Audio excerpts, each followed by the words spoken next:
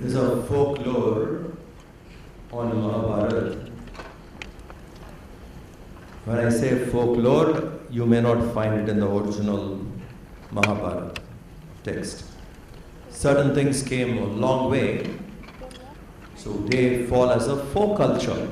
From one city to another, people have carried singing the glories, and different zones of India have expressed Mahabharata in slightly different variations. So one of the folklores is the peace talks are going on between Krishna and the Kauravas. And the Kauravas did not agree to whatever Krishna said. So since they did not agree to whatever he said, Krishna came back saying, the peace talks are a failure. I tried my best, even to that extent that I offered them that first the divide was to be between Hastinapur and Indraprastha, two huge kingdoms. But they didn't agree. So he said, I asked for one village finally. Maybe a village with 5 houses. They didn't agree. Then I went forward for peace. One house with 5 rooms. Even for that they didn't agree, the Kauravas. So we are left with no choice. I think we are heading for a war. Is there any way to stop this war? Was the question Krishna put to the Pandavas. Is there any way we can stop? That time, Sahadev, one of the younger Pandavas, said 3 things needs to be done. If we do 3 things, this war can be stopped. So Krishna said, what are the 3 things? He said, you see, Arjun, every now and then takes a vow, a pledge. Pledge means a promise. Takes a vow or a pledge that upon this sacred weapon of mine, the Gandiva, the bow, I swear, I will not spare anybody. Like every now and then he takes a vow on the Gandiva, and for him that is very, very sacred, because many a times he has pledged, saying, on this bow I take this promise, I make this vow, I take this oath. So he said, Krishna, you want to stop this war? Break that bow. This Gandiva of Arjuna, you just break it. Krishna was looking, Sahadev came up with something this way. Then he looked. He said, what is the 3 things? What is the second thing? Draupadi, every now and then she takes her hair out. She has left it loose, saying, I will tie my hair once again only after the stains of blood of Duryodhana, etc. So that hair is a problem. Tonsure her. You shave her off. Because on that she keeps saying, so you do that, and so these 2 I cannot do. Who is saying this? Sahadeva was saying, these two I cannot do. So Krishna asked, what is the third one? We should tie you down quietly. Krishna, you should be tied down quietly to a place. That I can do. Look at his confidence. He can't go and touch Arjun's Gandhi out of question. And you can't even go suggest Draupadi, why don't you think of another hairstyle? Out of question, not possible. But Krishna, he says he can tie him down. So Krishna said, how? Are you sure you can tie me down? He said, yeah, it doesn't need much effort from my side. So he said, let us see. Sahadev sat down quietly, closed his eyes, visualized Krishna as a baby, Balakrishna, the little boy, tied him down. And the Krishna sitting here saying, okay, Sahadev, release me please. I am tied, I agree, and I understand with your devotion you have put me down, tied me down, now please release me out. The point was, we take pledge. Many a times we say, upon this I would achieve, upon this. Pledge is a promise made with deep intensity. A promise which we make with deep intensity. So promise to ourselves is called pledge. I pledge. Under the flag of India, this is how I would live.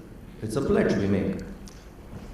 So pledge that way is an intense promise which we make to ourselves so that we transform, we change, we improve. Through us, people around would also be benefited. So that's what a pledge is. So before we go into the text, what I'm going to talk to you would be about the mission pledge which Gurudev has given, we stand as one family. It's a very, very powerful pledge. If we know to apply it into our life, most of us know it by heart. We all know it by heart, most of us. But if we learn to apply it in our life, transformation will happen. So before I go into the text, I would like to tell you something about Gurudev, who gave us this pledge.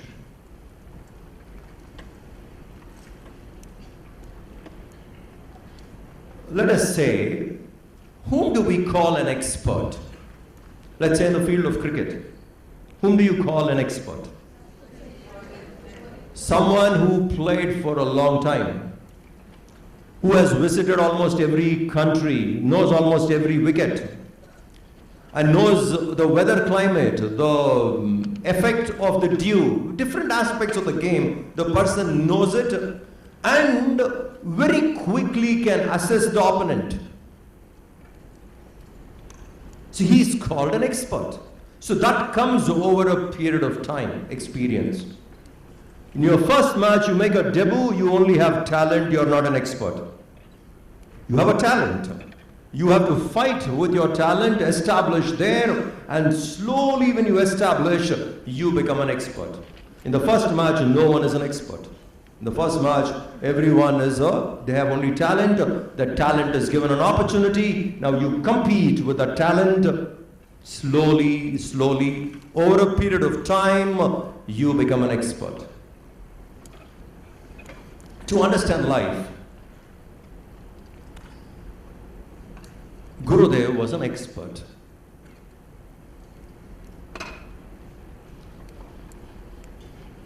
He started his journey, if you see. He was born in Kerala, he grew up, and as he grew up, he lost faith in spirituality, religion. He was more intellectual skeptic, was not ready to accept anything, and inclined quite deeply towards atheism. This is how he was. He grew up because questioning, and did not like certain things, and because he wanted answers, and probably he didn't find much people who could give him answers. And that was the kind of a young adult he was, and India did not have freedom. That time we were under British rule, and he was deeply involved in Indian freedom movement. Was involved very deeply in Indian freedom movement and participated in it actively. And as a result, the British was very, very keen in finding him. And they were very keen in arresting him. So he was escaping. And so they were very keen in finding him where he was.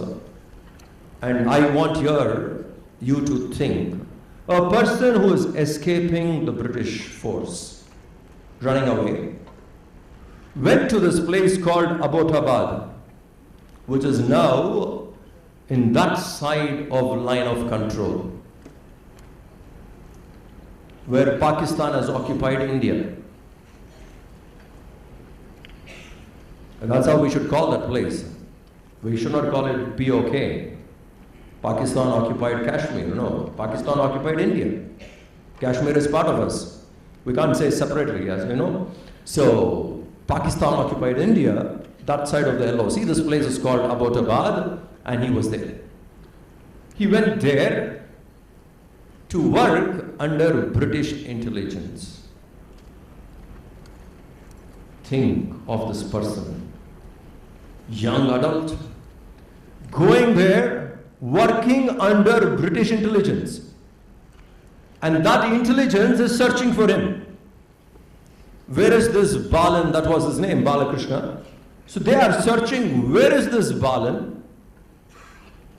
And for more than a year the search was on. And for 10 months he found shelter in British intelligence, working there as a person who could receive wireless message because he was quite good in English. So they liked his way of connecting himself, they liked his language, his efficiency, and they gave him a job. Almost 10 months this person was right under the British nose, not under just British, some official in their intelligence department. Do you understand what kind of courage this needs? What kind of guts it needs? Walk into the den of the enemy and stay there. And he found himself absolutely comfortable working there. Almost 10 months. The only person who did something like this, which comes to my mind, I can remember, is Chandrasekhar Azad. Chandrasekhar Azad also had a similar kind of an experience. And he was also always wanted, and the British were running after him continuously. So they used to send search parties to go find him. Where is Chandrasekhar Azad?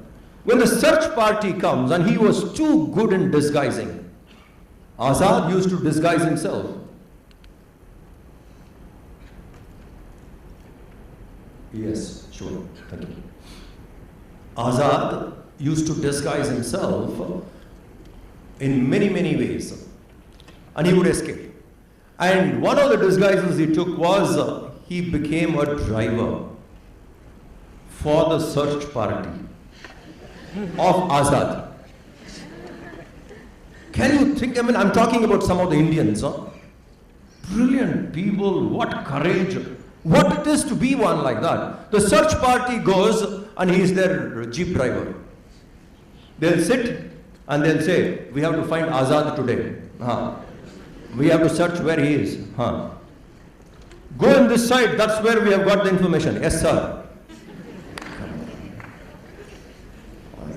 I mean, I admire these people. They had a conviction, they had courage, and they had guts. I mean, kind of very intelligent people. Just think, the day the British intelligence got to know that for 10 months under them Balan was working. And what must be the shock? Or more when they got to know that Azad was driving them around. I mean, these are rare Indians, I tell you. So Gurudev was one of that kind. You know, like he could go into to that extent, and was a man was searching. He had a deep quest in him to know more about life. But he did not know spirituality would give him those answers. That he did not know. But he had a quest. He wanted answers for life. What is this life? Why should life do so many things to us? And he was a very good tennis player. He played tennis for Lucknow University. I'm talking about Gurudev. He played tennis for Lucknow University, and his friend, the doubles partner, a very good friend of him called Shroff, he passed away all of a sudden, a young man. And that did make Gurudev think a lot. What is this life? Suddenly, a friend of mine who used to play tennis with me, and we are good friends for a long time, from the university days, and he's a pot of earns now. All of a sudden, just earns. What is this life? But still he did not see, still he did not think spirituality would give him answers, but he had quest. What is life? Why should life do these things to me? So that kind of a quest he had. And that was a deep, impactful experience he had. That suddenly a friend of his, close friend, all of a sudden is no more. What is this life leading?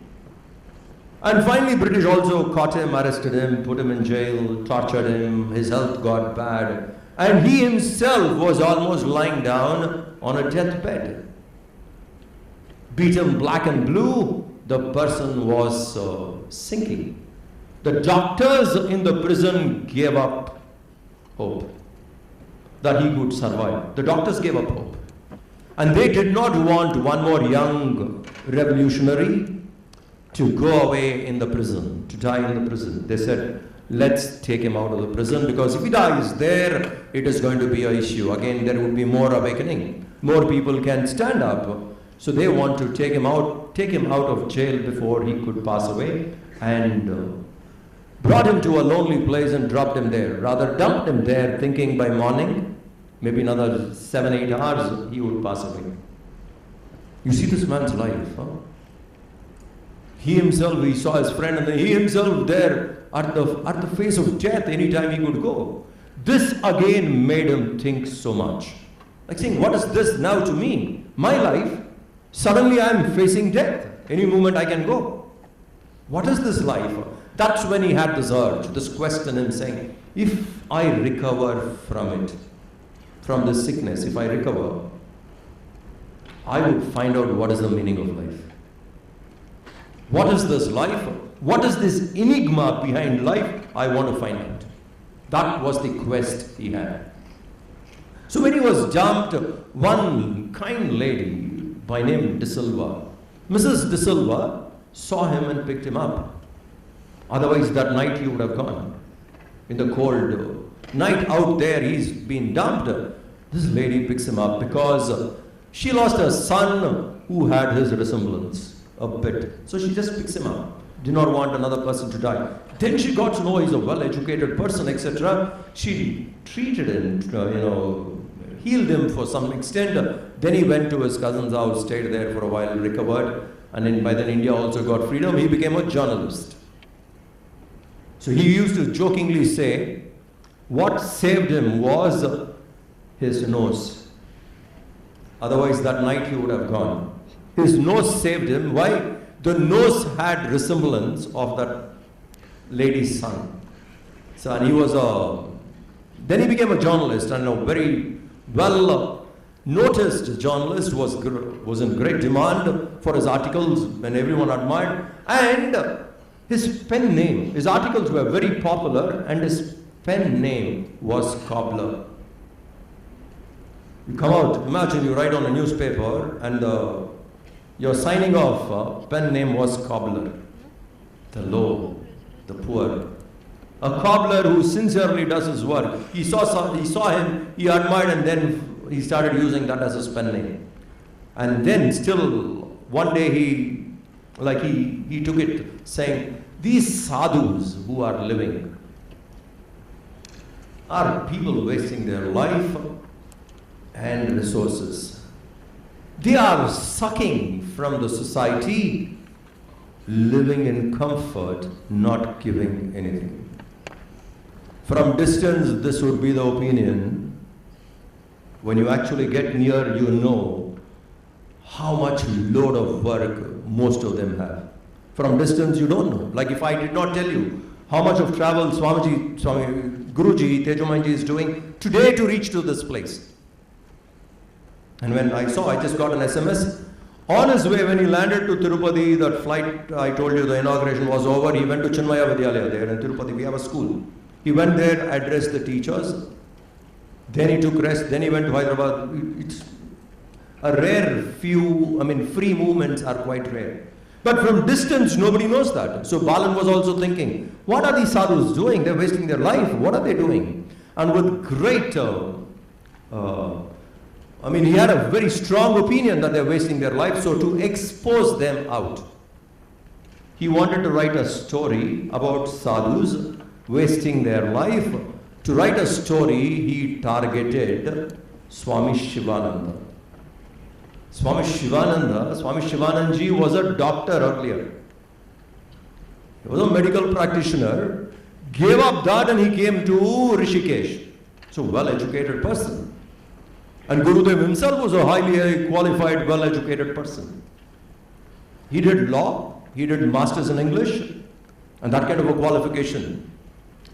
So he went to meet Swami Shivananda to just write about him as a journalist, make a story to expose him out.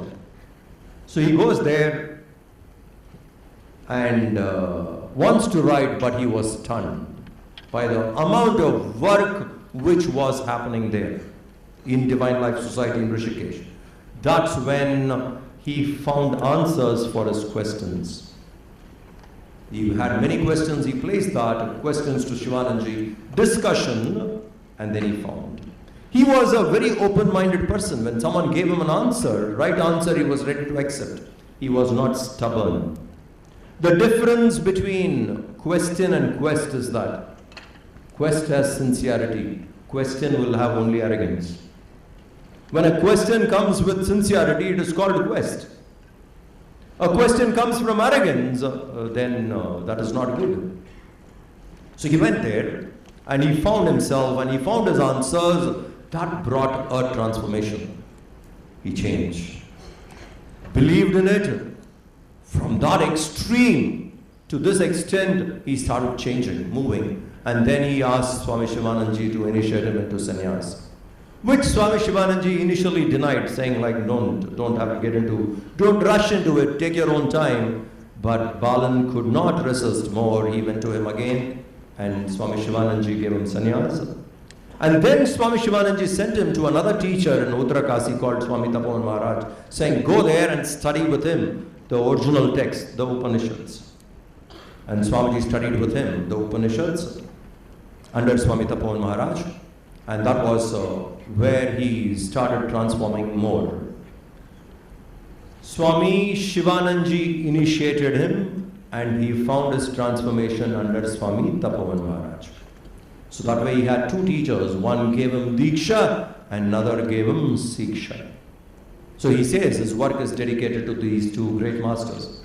With that kind of a background, when he was there in the Himalayas in Uttarakasi, he decided to come down to the plains and teach. Came to the plains, started his work in Pune. And he was around 35, 36 that time when he started. Single man, around the world, more than 300 centers, more than 80 Chinmaya Vidyalayas, Bal Vihar, Yuva Kendra, Devi group, study class, different wings of the mission, monastic trainings where people like us get trained. Oh, whole wide range of spiritual activities came through him, one person. You understand? Imagine the amount of things which this one individual who transformed it and reached out. So what he's telling us as the pledge is very important. It was not born from a very ordinary mind.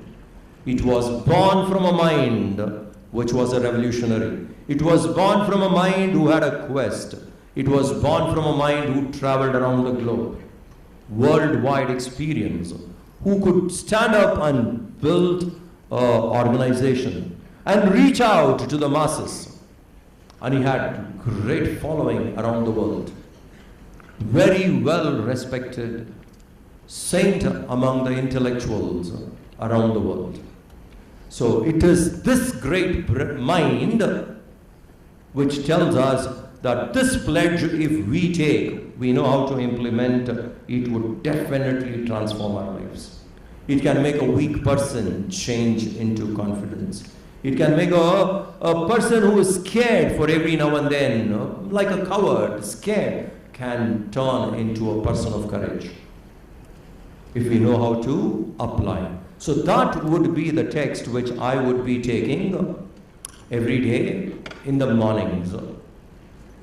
After Guruji's session, after breakfast, and the next session, that would be mine. So next 3 sessions, I would take up this particular text. Sadhguru Maharaj ki